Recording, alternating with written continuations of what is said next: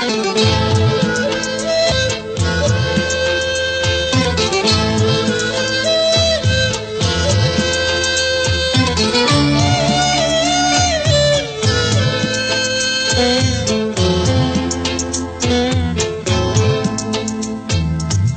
manusia, hormati ibumu yang melahirkan dan membesarkanmu.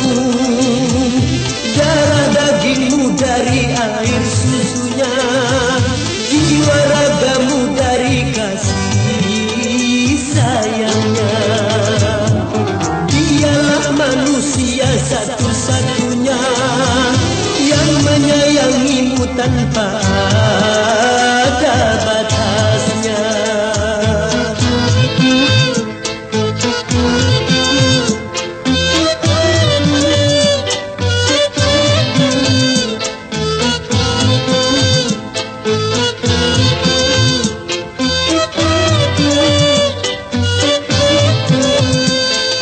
Doa ibumu dikabulkan Tuhan dan kutukannya jadi kenyataan.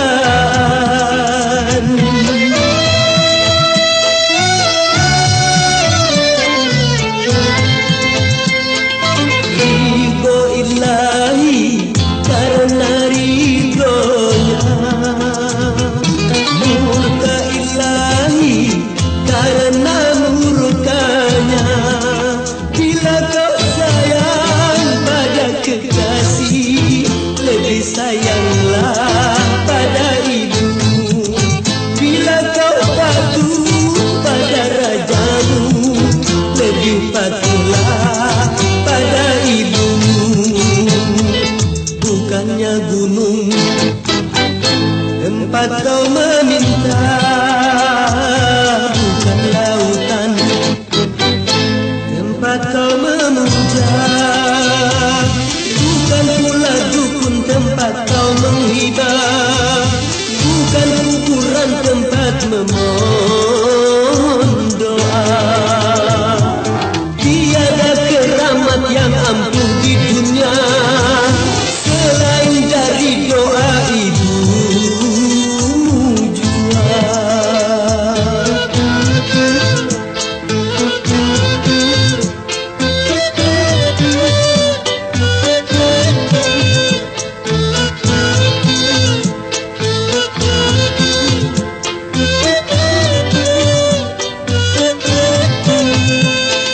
Doa ibumu dikabulkan Tuhan dan kutukannya jadi kenyataan.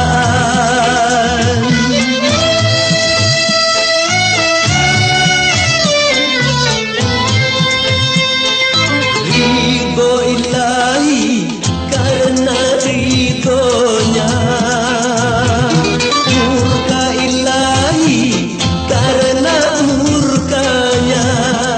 Bila kau sayang pada kekasih, lebih sayanglah pada ibumu.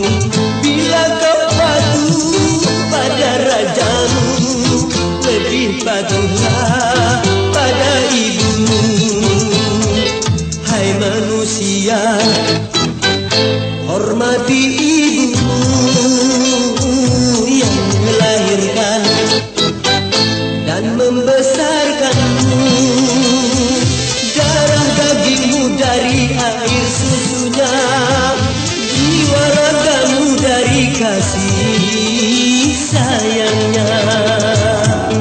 Dialah manusia satu-satunya yang menyayangimu tanpa